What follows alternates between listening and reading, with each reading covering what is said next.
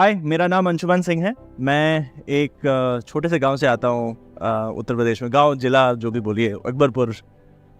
मैंने अपना क्लास 9 से 12 लखनऊ से किया। उसके बाद IIIT हैदराबाद से मैंने बीटेक किया कंप्यूटर साइंस में। एंड मेरी पहली जॉब फेसबुक में थी। उसके बाद आई लेड द टीम जिसने कि फेसबुक मैसेंजर बनाया। तो अगर आपने मैसेंजर यूज़ किया है तो उसमें काफ़ी सारा कोड मेरा चल रहा है।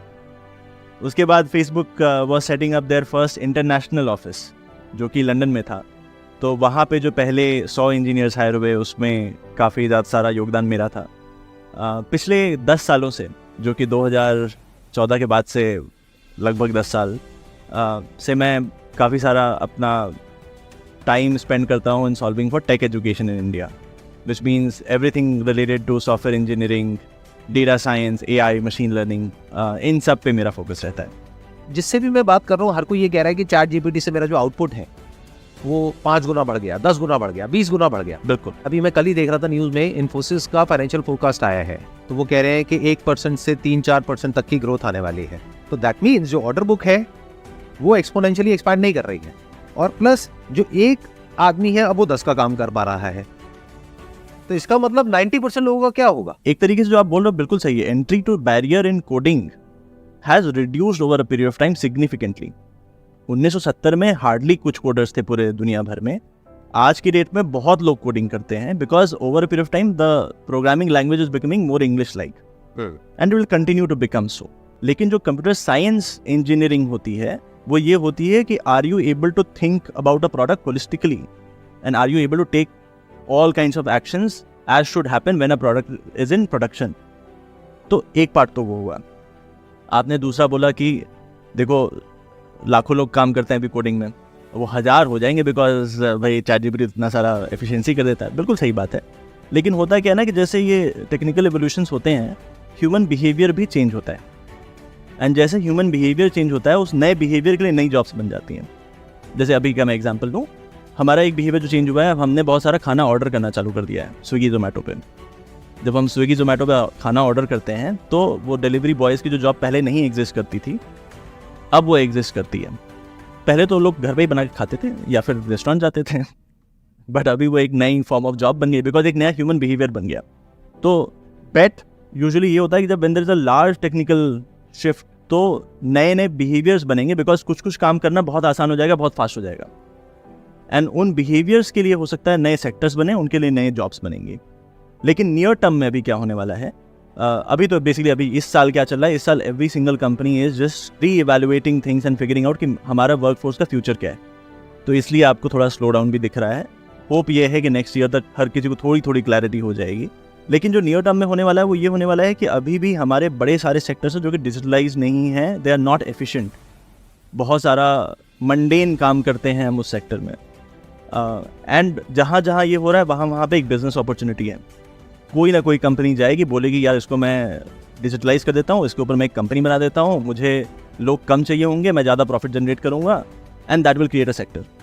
तो नियर टर्म में ये होगा कि ऑलमोस्ट एवरी सेक्टर में पहला शिफ्ट होगा, jobs changing from mundane repeatable task to some form of automation. Yes, and उस ऑटोमेशन को बनाने के लिए लोग चाहिए होंगे। तो जॉब का नेचर थोड़ा बहुत चेंज होगा। कुछ जॉब्स इस पीरियड में कम भी होंगी, लेकिन as they start to happen, human behaviours भी चेंज होंगे, कुछ नए सेक्टर्स बनेंगे जिसके लिए नई तरह की जॉब्स आएंगी। एक दूसरे एंगल से देखते हैं इसको, जो I think which is more important for the viewers to understand, कि अब अगर कोई हमारी इस कॉन्वर्सेशन को देख रहा है और वो कहता है कि मुझे समझ तो आ रहा है कि कुछ बदल रहा है और कुछ बहुत बड़ा होने वाला है जी, जो शायद आपके लिए, मेरे लिए, किसी के लिए भी प्रेडिक्ट करना बहुत मुश्किल है कि एग्जैक्टली 5 साल बाद होने क्या वाला है, किस लेवल तक चीज़ें पहुंचेंगी। जी जी जी। हो सकता है क्वांटम कंप्यूटिंग आ जाए, आज हम एनवीडिया के बारे में बातें कर रहे हैं, हो सकता है उस टाइम पे कुछ और ही हो रहा होगा, कुछ और नया हो रहा होगा, which is 100 times better than जो अभी हो रहा है। तो उससे एकदम से पॉसिबिलिटीज और बढ़ जाएंगी। बिल्कुल। तो कोई भी कहीं से भी कोई भी एप्लीकेशन डेवलप कर सकता है। तो वी नीड इंटेलिजेंट पीपल, भीड़ नहीं चाहिए, we don't need lakhs of people कम कॉस्ट वाले।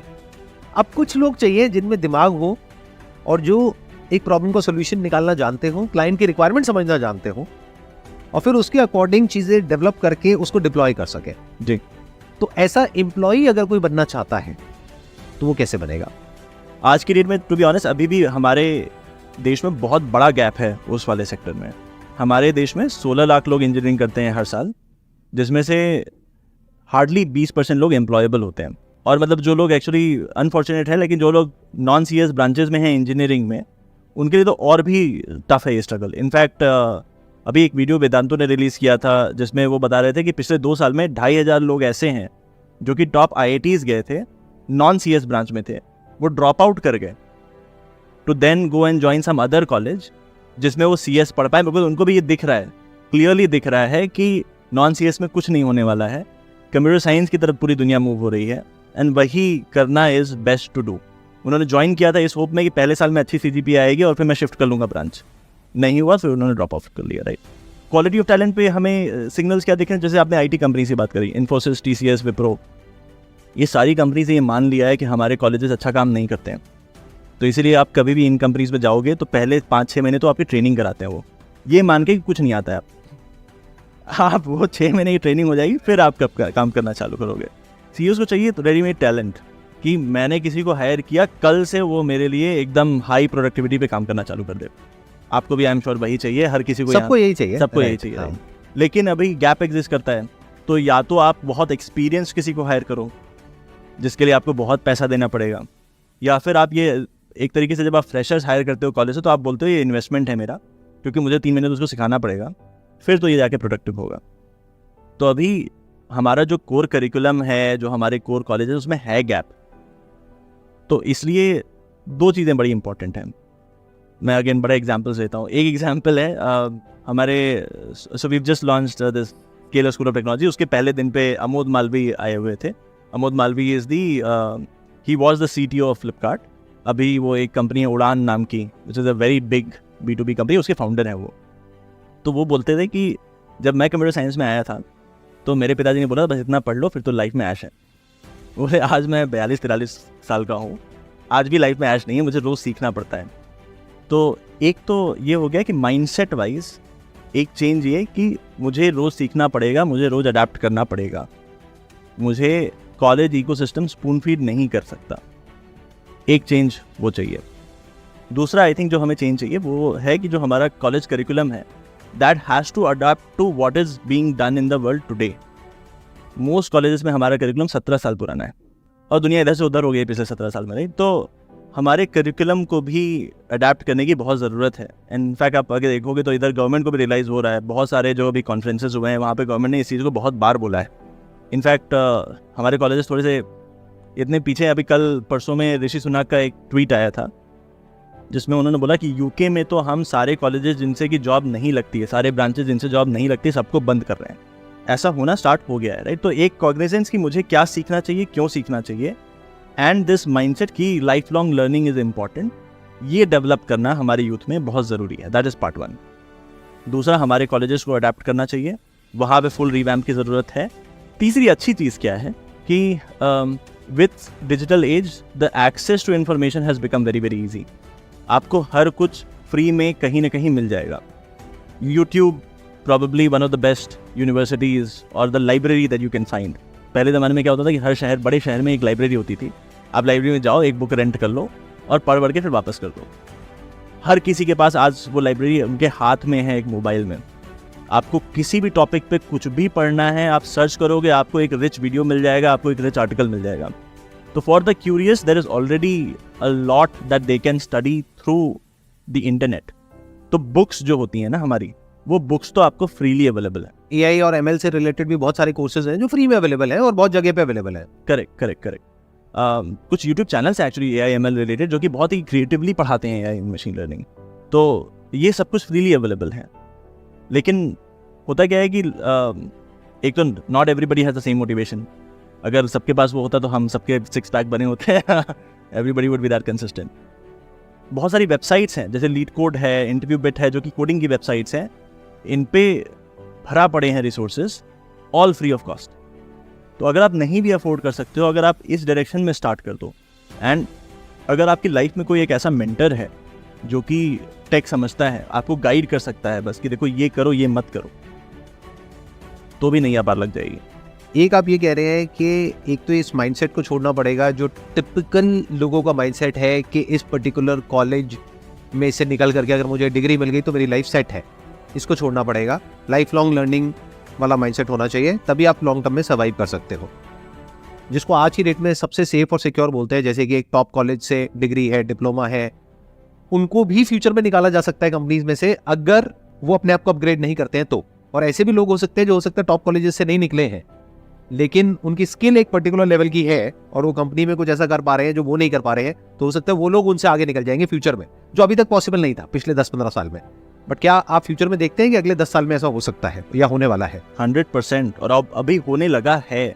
जैसे कि कुछ कंपनीज हैं, Google, Amazon, they are the highest payers in tech, जो मैक्सिमम सैलरी ये पे करते हैं इंडिया में एंड आउटसाइड एज वेल। इनका जो आप सिलेक्शन प्रोसेस देखोगे तो फॉर एग्जांपल गूगल क्या करता है कि एक इंडिया वाइड टेस्ट कराता है, कॉन्टेस्ट है, इसमें कोई भी पार्टिसिपेट कर सकता है। अगर आप उस कॉन्टेस्ट में अच्छा करते हो तो इट डजंट मैटर आप किस कॉलेज से आए हो, अगर आप उसमें अच्छा करते हो, इसमें अच्छा करना बाय द वे आसान नहीं है। Even the best of computer scientist struggle with that. लेकिन अगर आप उसमें अच्छा करते हो तो फ्री एंट्री है to give interviews at Google. तो टेक तो ऑलरेडी उस डायरेक्शन में मूव कर रहा है। कुछ लोग हैं जो जैसे अर्ली अडॉप्टर्स होते हैं, कुछ लोग थोड़े लैगार्ड्स होते हैं, तो कुछ लैगार्ड्स अभी भी हैं टेक में, लेकिन बहुत सारे जो टॉप कंपनीज है they are all early adopters of skill first. और जो AI और ML है उसको आप किस तरीके से देखते हो आने वाले 2 से 4 साल में? उसके अंदर किस तरह की जॉब्स जनरेट होने वाली है, यानी कि प्रॉम्प्ट इंजीनियर्स के लिए जॉब जनरेट होंगी या क्या होगा, मतलब किस तरह की जॉब्स उसमें जनरेट होने वाली है स्पेसिफिकली, अगर कोई अपने आप को उसमें करना चाहता है तो? तो 2 तरह की जॉब होती हैं। एक तो बहुत ही हाई पेइंग जॉब्स जो होंगी वो होती हैं जो लोग बैठ के मशीन लर्निंग मॉडल्स बना रहे हैं, या फिर जो लोग लेट्स से विजन के ऊपर कुछ मॉडल बना रहे हैं। फॉर एग्जांपल गूगल में एक टीम हुआ करती थी जो कि सेल्फ ड्राइविंग कार बना रही थी, जिसमें कुछ तो मैकेनिकल इंजीनियर्स है जो कि कार के से प्ले अराउंड करते थे, but majority of the team was this team जो कि कंप्यूटर विजन होता है, जो कि कैन प्रोसेस अ इमेज और a feed and then recognise obstacles in it. तो वो काम कर रहे थे कि if you have a feed of images coming to you, then how do you recognise कि लेन कहाँ पे है, कार कहाँ पे है, ऑब्जेक्ट कहाँ पे है, and then how do you change lanes etcetera. तो वो जो उस टाइप का काम होता है कि building models on either deep learning और मशीन लर्निंग, वो एक टाइप ऑफ जॉब होगी। इसमें कम जॉब्स होंगी बट बहुत हाई पेइंग होगी, बहुत हाई पेइंग होगी। The other would be application of the AI and ML that exists today, and all of the other software engineering techniques that exist today, which is, are you able to build a product for the end consumer? Now your end consumer can be people like us, या फिर could be companies. तो वो जो secondary skill है, that is also going to be important, and like given there is shortage of these kind of people, तो वो भी अभी आज की डेट में बहुत हाई पेइंग जॉब है।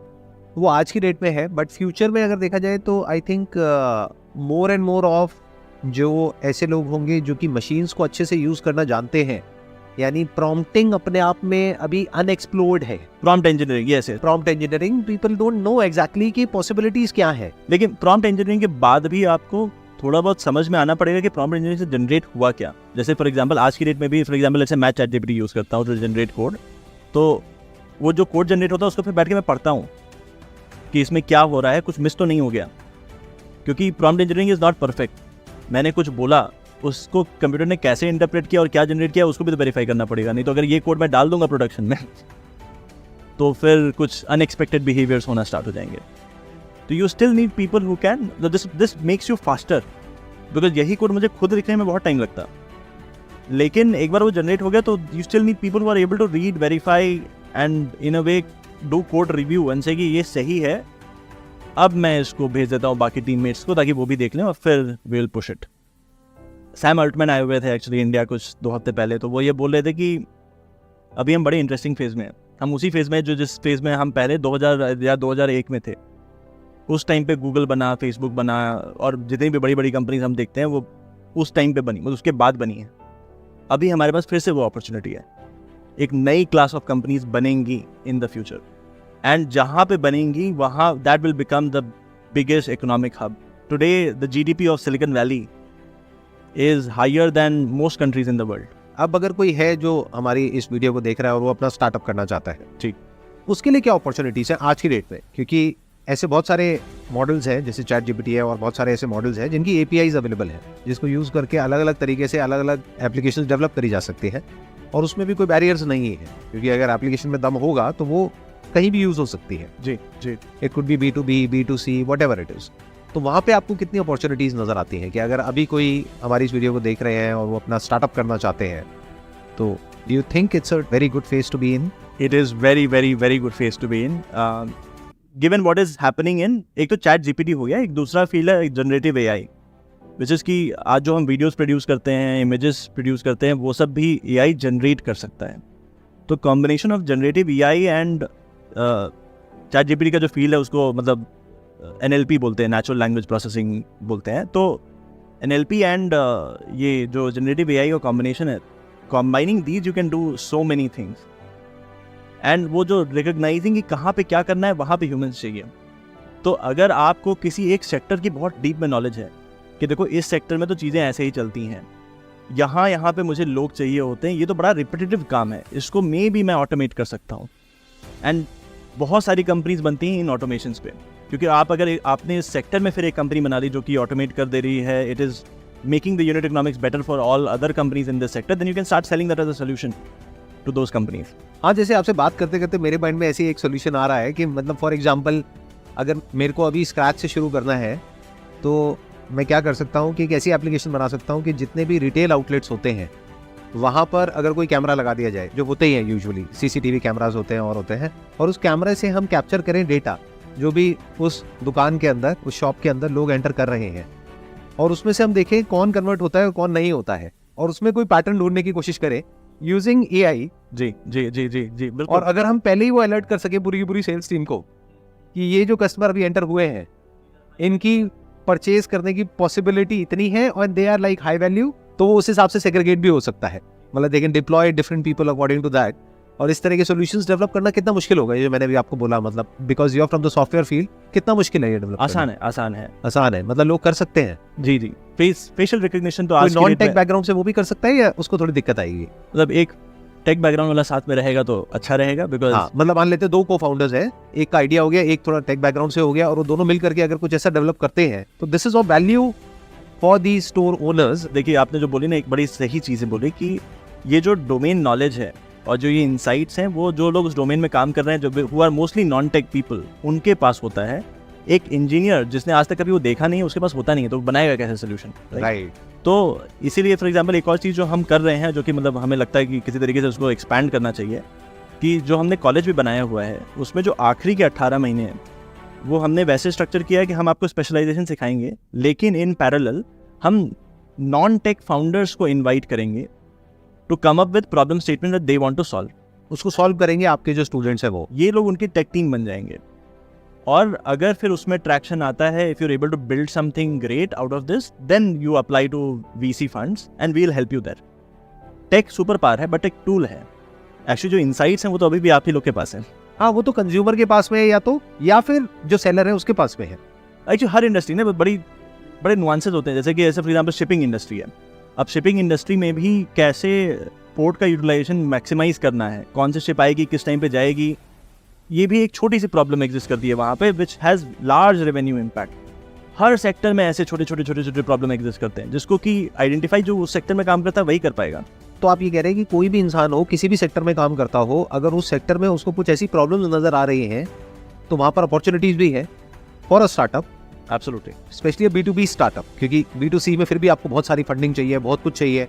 बट ये जो मैंने अभी आपको एग्जांपल दिया, इसमें तो इट्स अ B2B स्टार्टअप, जिसमें आई डोंट थिंक कि कोई बहुत मेजर इन्वेस्टमेंट होने वाली है। A person can even bootstrap it. Absolutely, क्योंकि डेटा आ गया है, अब उस डेटा को कैसे चर्न करना है, कैसे यूज करना है, या उसको कैसे इंटेलिजेंटली उससे कुछ ऐसा डेटा जनरेट करना है which is of use to the shopkeeper और द सेलर, और उसकी रेवेन्यू एक्चुअल में बढ़ सकती है इतने से, और उस पर अगर एक परसेंटेज कट भी उसको मिल जाता है बर्थडे को इंक्रीमेंटल रेवेन्यू पे, तब भी उसका तो काम हो गया ना। बिल्कुल। एंड एक जगह उसने डिप्लॉय कर दिया तो उसको फिर और जगह पे डिप्लॉय करना बहुत आसान है, because at the back end it's all tech, and आपका सिस्टम ओवर टाइम बेटर होता जाएगा, Right. बिकॉज वो सीखेगा। हाँ, because now it's AI based. क्योंकि पहले क्या होता था, पहले के जमाने में, आज से 5-10 साल पहले, कि आपको बैठ करके देखना पड़ेगा या उस डेटा को भी स्ट्रक्चर करना पड़ेगा या उस डेटा को ढंग से यूज करना पड़ेगा। अब वो ऑटोमेटिकली करेगा, पीछे जो AI का जो भी एल्गोरिथम चल रहा होगा, और आपका डेटाबेस बढ़ता जाएगा of faces that you have, of people that you have, people as they do more of this, और स्ट्रॉन्ग कन्विक्शन बिल्ड होता जाएगा जो आप डेटा बना। और वहां से हो सकता है ऐसी ऐसी इंसाइट्स निकल करके आएंगी जो कोई इंसान सोच भी नहीं सकता है जी, क्योंकि मशीन का क्या है कि they can think actually out of the box, वो कुछ भी सोच सकते हैं ना। And it is collective intelligence. Collective intelligence. एक इंसान तो एक ही दुकान देख पाएगा ना, वो मशीन तो बहुत सारी दुकानें देख रही है, बहुत सारे लोगों को देख रही है। परफेक्ट जी, it was great talking to you and thank you so much for coming. मेरे को बड़ा अच्छा लगा आपसे मिल करके, थैंक यू सो मच।